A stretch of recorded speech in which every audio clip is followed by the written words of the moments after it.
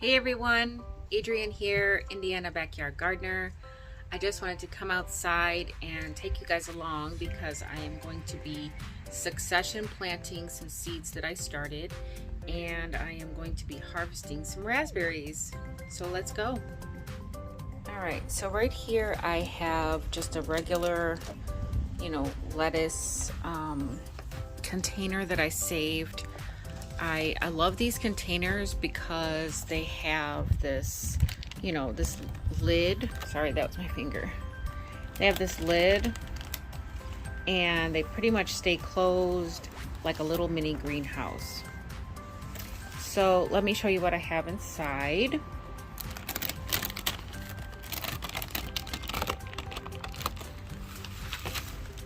All right, so this was a basil, and I did 4 of these, and this is the only one that didn't sprout. So I'm not going to give up on it, but I'm not going to count on it either. These were cucamelon, I believe, and they have not sprouted, so I don't know if it's the seed or what. This is Be It Alpha. I just put these in not too long ago, but if you can see, it looks like that one right there in the middle is going to sprout, and I can't tell yet if these other 2 are going to sprout, but the one in the middle is definitely ready to sprout. You can see it starting to come out. So that's my Be It Alpha. I started some more jalapeno because my jalapeno is not doing well, and I can see, you guys can't see it probably on the camera, but that one right there looks like it has sprouted already. This is my canary melon, and I need to get this in the ground, or at least in a container. Those are canary melons. Those sprouted literally overnight. This is Cubanelle peppers. I don't think they sprouted. I don't know if I did 3 or 4 seeds, but I don't think they sprouted. So yeah, it's a great way to tell if your seeds are still good. Doing the paper towel method, they should sprout fairly quickly. I put these on top of my coffee pot, and I have a coffee pot. It's a bun, and it stays pretty warm even when I'm not using it.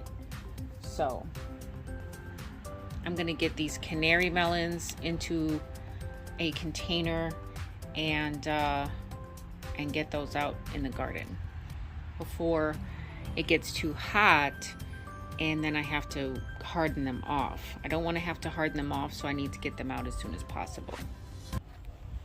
All right, it looks like my liquid fertilizer is done.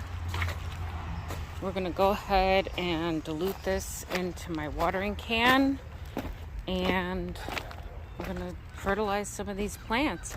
It's an overcast day, so it is hot, but it's not scorching out here, so it's comfortable enough to go ahead and fertilize.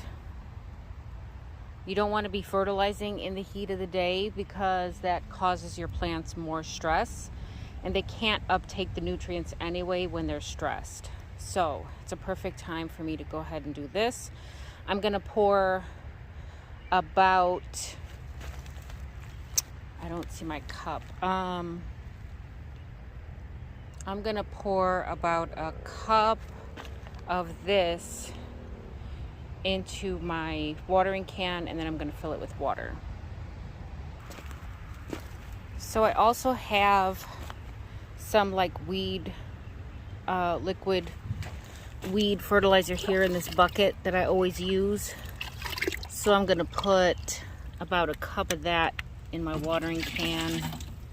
Maybe 2, we'll do 2 cups. 2 cups of that in my watering can.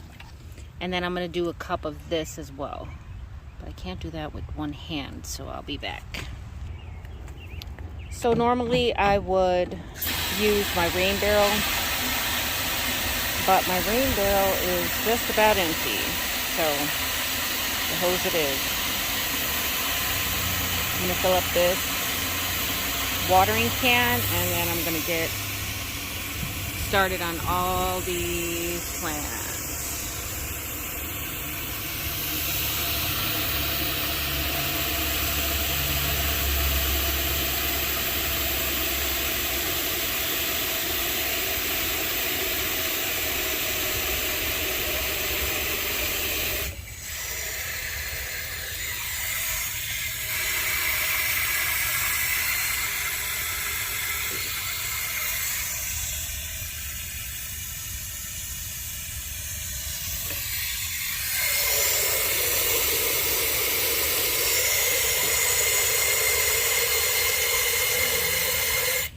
That should be good.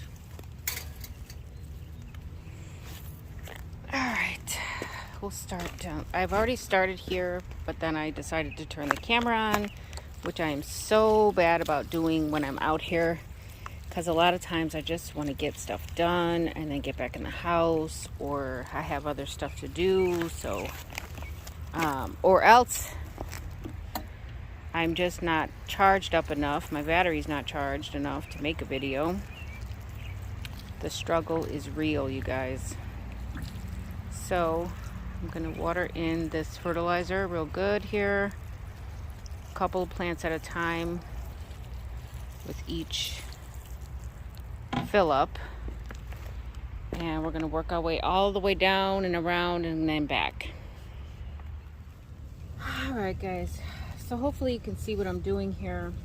I'm all done fertilizing. Now I am gonna get these tomatoes pruned and tied up. I'm just using this regular old cotton twine here. Same stuff I use every year. I'm going to prune off these bottom ones here. I like to have at least a foot of stem between the ground and my leaves. So here's a sucker. If you don't know what a sucker is, it's the leaf that grows out of the Y here. I don't know if you guys can see this, but right in between here is a sucker. There's a Y here, and then right in between, right in the Y, is another growth. That's called a sucker. Let's see if you guys can see that. Right there. See it right in between the Y. All right, so that's a sucker. I'm gonna take that off. I like to have one single growing stem if possible. Sometimes two growing stems. Sorry. Oof, I just set my camera on an anthill. Sheesh, hang on. All right, so here we go. So like I said, I like to have at least a foot of growing stem without leaves. I cut the leaves off, prune the leaves off, prune the suckers. There's a sucker right here. I like to have one growing stem if possible, at the most two growing stems, so that I can get quality tomatoes. I'm not looking for quantity. I don't need 1,000 tomatoes. You know, I don't preserve that many tomatoes. It's just me and my husband and my daughter now. So yeah, so I don't need a whole lot of tomatoes, but I need quality tomatoes. So I'm more interested in growing quality tomatoes, if that makes sense. All right, so these are going to get tied here to this post, just like this. And I'm just using, like I said, this regular old cotton twine. Nothing special. It's biodegradable. It's very cheap. It's only going to cost $1.25 now. But yeah, it's not that expensive. So that's it. I just prune it all the way up, make sure I have my suckers off, and then I just tie it to my post. And that's about it. I'm going to do that to all my tomatoes, and then we'll see what else we need to get done. Okay, so here I'm going to trim my zucchini plant, my damaged leaves. I am cutting them right at the Y of the leaf. You see that there? That is because I don't want to leave my stems open. Zucchini plant, the stems are hollow, and I don't want to leave any room for any types of bugs or pests to get inside those leaves. So I trim them at the Y, and I'm trimming all of the damaged leaves so that the plant can focus on new growth.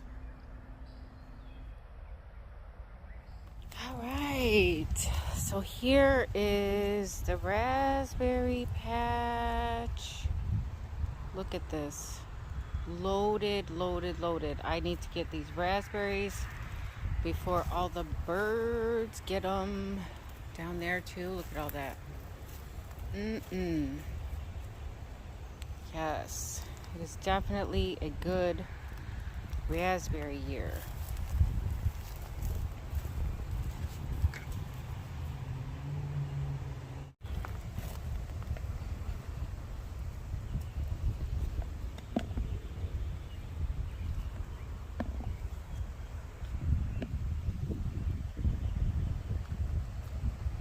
If they don't come right off, then they're not ready. But most of them should come right off.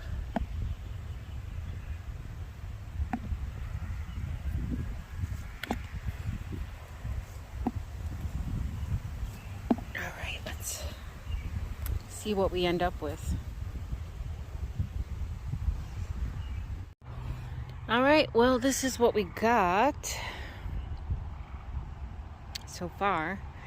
There's still a lot more to be picked, but some of them are not quite ready and my back is hurting. So and that's gonna be it for today. So thanks for coming along with me, and until next time, the more you know, the more you grow. Bye guys.